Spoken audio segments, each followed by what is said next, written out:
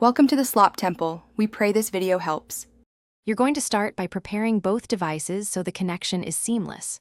First, make sure your Seltos firmware supports Apple CarPlay and your iPhone is running a compatible iOS.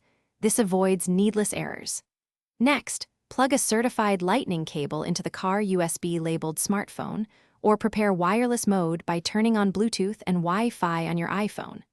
Once done, unlock the phone and accept any prompts. This initiates the handshake, so the car can discover your device and begin pairing. Now you'll establish the active connection so CarPlay loads.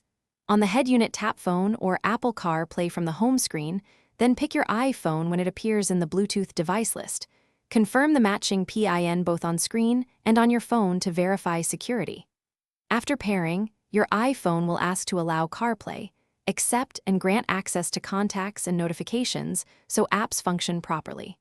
Once accepted, the CarPlay interface should replace the infotainment screen and mirror key apps. Finish by customizing and verifying functionality so your commute runs smoothly. You can rearrange apps via iPhone settings, General, CarPlay to prioritize navigation and audio.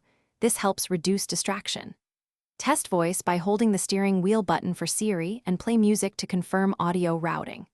If CarPlay fails to appear, swap to an Apple-certified cable, restart the phone and the Seltos system, then try pairing again. If problems persist, reset network settings as a last resort and reconnect from scratch to clear lingering conflicts.